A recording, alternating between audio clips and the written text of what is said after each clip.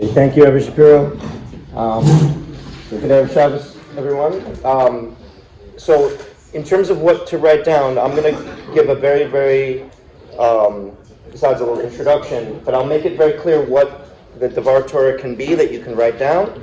But besides, I might add some other things. You can add those things too, but I'll try to make it very clear, something that's really you can write down and remember and give over. That really is a really powerful lesson from the Rebbe. So, first I'll start. It says the Alter Rebbe quotes in Perek Zion of Tanya. It says in Gemara that before learning Torah, Rabbi would start with a miltza de b'dichusa, with something funny, and everyone would laugh, and then they'd start learning because they'd be open to learning. So it turns a ridiculous, probably silly joke into something that's holy. So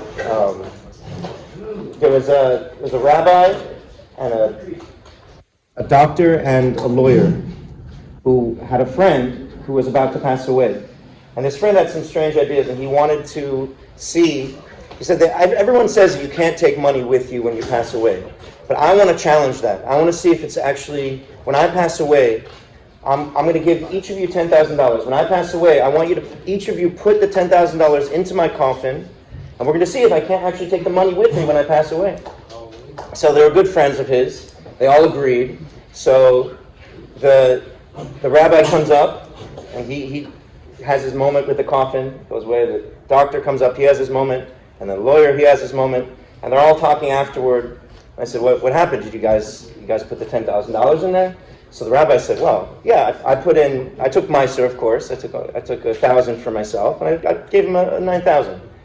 Okay, the doctor comes and said, well, I had to give him some medical advice, so I put in 5,000, and I kept 5,000. And the lawyer said, he wanted to take his money with him. What did you do? So I gave him all of it. You gave him all of it? Every money? Yeah, I wrote him a check. I put it in the coffin. So, it's no lawyers. In the general world, they're the ones who become judges. So you see the quality of the kind of judges that hopefully there's a moral authority when judges are really honest and upright, which we don't necessarily find lahavdil in the world, but certainly when you're talking about shoftim, this Parsha shoftim, we're talking about judges, we're talking about Torah judges, we're talking about individuals who are not just incredibly knowledgeable, but incredibly honest, incredibly truthful. So it says, there's a saying that Hashem geyser, a tzaddik geyser v'HaKadosh Baruch Hu makayim. So when a tzaddik makes a decree, that Hashem fulfills the decree. So why would it be that just a human being makes a decree and Hashem is bound, so to speak, bound to fulfill the decree? Well, one of the clues to this is that what makes a tzaddik, one of the things that makes a tzaddik, similar to a prophet in the sense of their words are very, very precious. And their words are always truthful.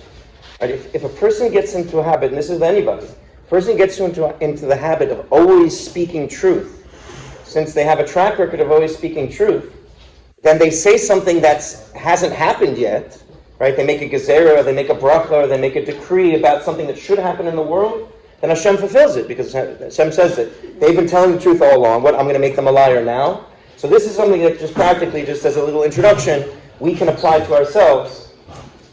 That if a person's very, very careful to always say truthful things, whatever it has to do with, when they give a bracha, when they say something should happen in the world, then Hashem is going to be quick to fulfill that. So, but that's the nature of a shofet. A shofet is someone who decrees something, and they paskin a halacha. They tell you what the Torah says. They clarify for you what is the halacha in the Torah. Sometimes it's a general halacha that everybody needs to know. Sometimes it's specific for a situation. You go to a rav, you say, this is my situation. What is the halacha? And he tells you. But it doesn't necessarily have to make sense. It doesn't have to make sense. Now, that's why the pasuk says, shoftim v'shoitrim titnu b'sharecha. Sometimes when the Torah says something that doesn't make sense to you, now, it's not so easy to do, right? Some mitzvahs are easy, some mitzvahs are hard. You have to force yourself to do it. So that's why we have shoitrim. Shoitrim are often translated as policemen, but they're really like bailiffs. If you ever spend time in a court, a bailiff is a police of the court. So not like police who run around in the street trying to catch people in crimes. They're police that are carrying out the orders of the court. So if somebody, let's say the shofet, the dayan says that this person has to give money to that person that owes money, and a person's, it might say, you know what? My money is precious to me. I'm not going to listen to the dayan.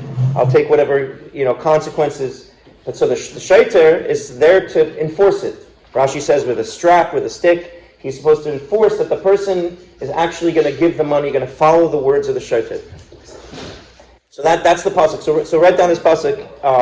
This is the main pasuk of the first pasuk in the Parsha. Shoftim. You can look it up in the Chumash to get the exact words. Shoftim v'shoftim titnu b'chol lecha b'sharecha. You should put your judges and your policemen in your gates. So that's the pasuk from Chumash. Shoftim v'shoftim titnu lecha b'chol sharecha. You should place judges at all of your gates.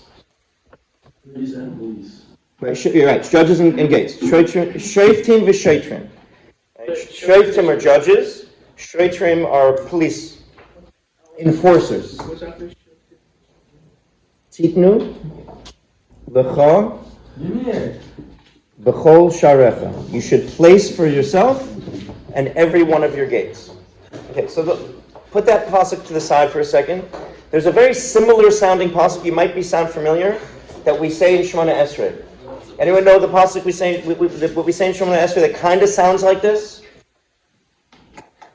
We say Hashiva. Anyone know from Shemona? Sheftenu, very good. Hashiv Sheftenu. And what is it? What's the next word? Kavarishena, like in the beginning. Return our judges as in the beginning. And what's next? Anyone know the next word? Vayatzecha, and our counselors, kavat tchila. Our counselors as it was in the beginning. Okay, so where does this tefillah come from? Shemona Esrei, we're saying this tefillah, it actually comes from Tanakh. This is a paraphrase, it's a slight changing of the words that we have in Yeshaya. The first parak in Yeshaya, if you want to look up so that tefillah is in Shemona Esrei, you can find it there. The pasuk in Yeshaya is parak Aleph, pasuk Chaf Vav. You can look it up to get the exact spelling of the wording. And over there it says, Ashiva Shoftecha Kavarishayna. Hashem says, I will return your judges like in the beginning, V'yatzecha kavat chila, and your counselors like in the start. Right? Rishayna v'tichila, this is important. The words are different. But now in davening we're asking Hashem, we're taking these words of Yeshaya and we're making it a tefillah. We're saying, Hashem, please return our judges, or please return our counselors. But in the pasuk it says, Hashem is saying, I will return your judges. I will return your counselors. Okay, so here we have these two pasukim. Everyone got it? We have pasuk from Chumash, which are judges and policemen. Shoftim v'shoftim. We have the prophecy from Yeshaya. That's Shoftecha v'yatzecha. So now, they're very similar. Now, what is the Shoftim v'shoftim is a halacha. There's a mitzvah from the Torah to appoint judges, right? So, and there's a whole discussion. Do you have to appoint policemen also? Is that part of the mitzvah? So that's it's important to answer that question. We have to understand what Yeshaya is telling us, because Yeshaya doesn't mention anything about policemen. He's making a prophecy about Geula. He's talking about Mashiach coming. He's talking about the world that we're living in now. When Hashem is returning, he said, I will return your judges, and I will return your counselors, but he doesn't mention anything about policemen. Why doesn't he talk about policemen? Don't we need policemen? Don't we need policemen in times of Geula to keep the peace? So, obviously the simple answer is, we don't. Shotrim, and this teaches us a halacha, that shotrim are not a mitzvah in and of itself. They're not even an essential part of the halacha of appointing judges. Shotrim, policemen, are just there to make sure that the judge's decree gets carried out. But if the Jewish people are in such a spiritual state that they're going to listen to the judge no matter what, just because internally they love Torah and they love Hashem and they wouldn't think of doing anything otherwise, then you don't need shotrim, you don't need enforcers, no one to beat you with a stick. So hence, Yeshaya swaps out, instead of shotrim, policemen, counselors, yotzechem. So that's one difference between those two psukim. There's a couple of other differences you might notice. So besides the fact that the shotrim are in the first pasuk and not in the second, which you just explained, and I'll summarize a little bit later so you can really condense it. You have another couple of questions. If you look at these two, they're a little bit different. It says in this week's Parsha, it says shoftim, v'shotrim. It says shoftim, judges, in plural. It's very impersonal. Judges. Place judges. But in Yeshaya, he says it's very personal. He says shoftecha. I will return your judges. So why does he say judges in general in the Torah, and Yeshaya says you are judges? That's one question. Another question is why? What are counselors all about? Like if we don't need policemen in the Geula because we're going to listen to the judge no matter what. Then why do we need counselors? What do they? How do they help us? And then the third question. It's the fourth question the Rebbe asked. I'll go specifically through all four. We addressed the first one. The first one is why aren't shotrim mentioned in in Yeshaya's prophecy as it is in the Chumash? That's the first question. The second question is why. What's the first question? First question is why are the shotrim only mentioned in our Parsha and not mentioned in Yeshaya's prophecy of Geula? The second question is why is Yeshaya addressing us in second person, meaning your judges? I mean, Hashem is addressing us through Yeshaya, your judges. And the pasuk, the Parsha, it's very impersonal. Appoint judges, just judges in general. That's the second question. The third question is what are Yoetzecha, what are counselors all about? Why do all of a sudden, where does Yeshaya get this concept of counselors for? If we're going to be on the level of listening to judges, why do we need anybody else but the judges? And the fourth question is why this change in language, Kavarishena in the beginning, the Kavatchila, which is another way for saying the beginning, but a different way, right? Like Rosh, right? What is the difference between Kavarishena, like in the beginning, and Kavatchila, another word for beginning? Why Rishona in one case and Techila another? Why not just say Ashiva Sheftecha V'Yotzecha Kavatchila or Kavarishona? One or the other. Why you need both? Right? Those are the four questions. Yeah, can we get the four questions? Again, why not shotrim in Yeshaya, as it in the Parsha? 2, why is it Hashem addressing us directly?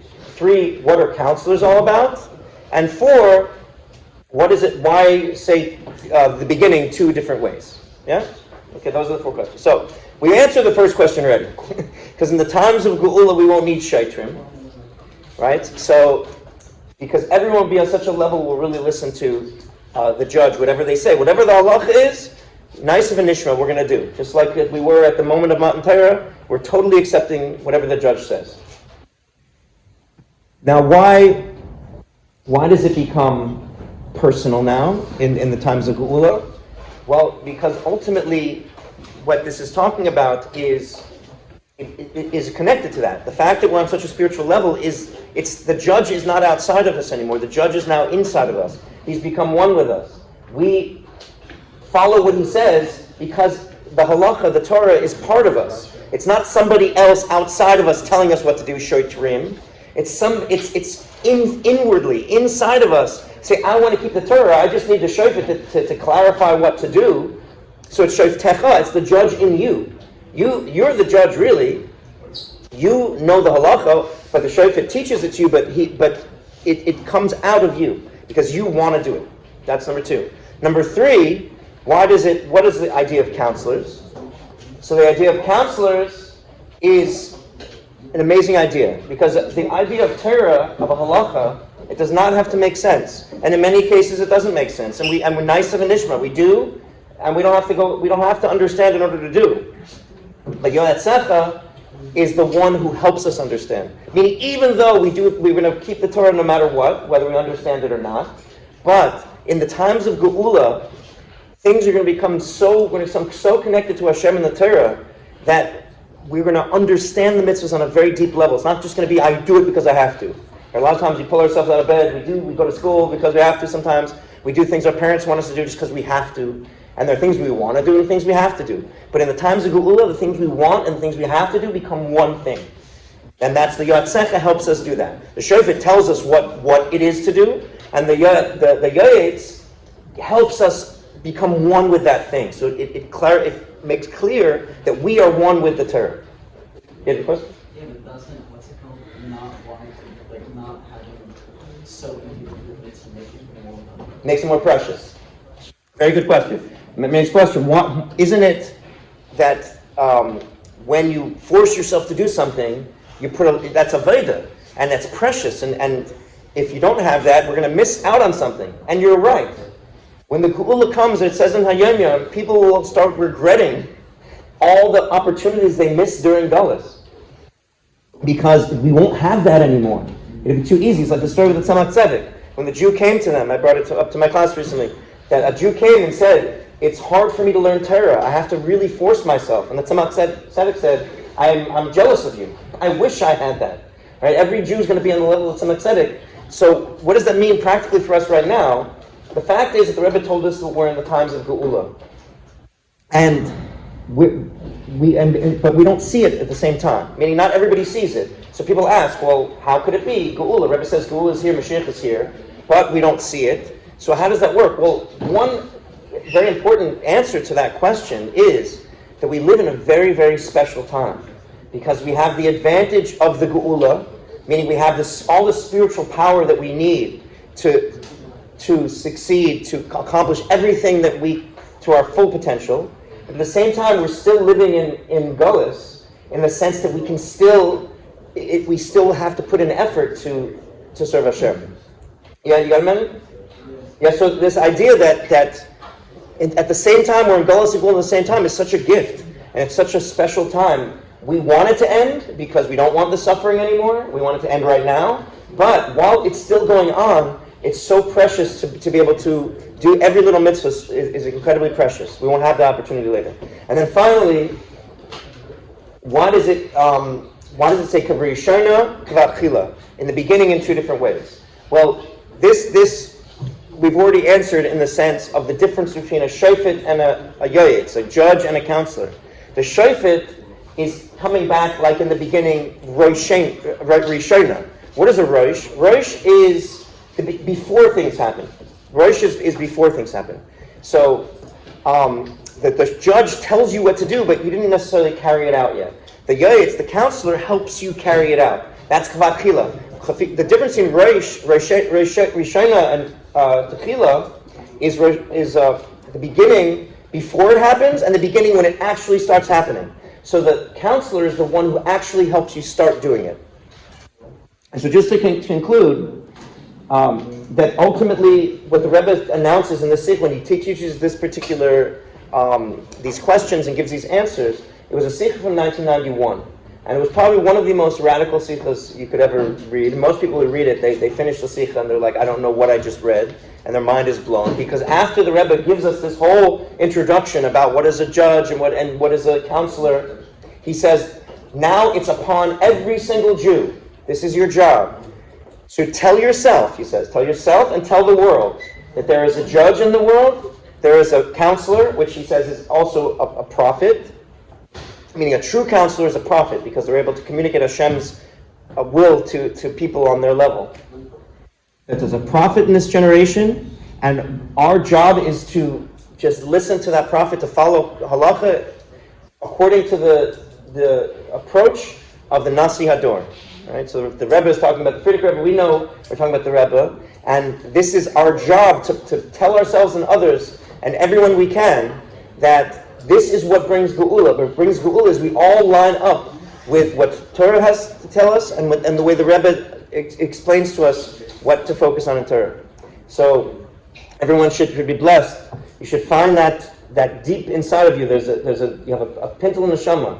Everyone has Mashiach inside of them. Literally, the Rebbe tells us over and over again that the yechida of your neshama inside of you is Mashiach, and Mashiach is ready to come out at this very moment by having this understanding that we are in the times of Geula, and we can take everything we learn in Torah and bring it down into every aspect and detail of our lives. Have an amazing Shabbos.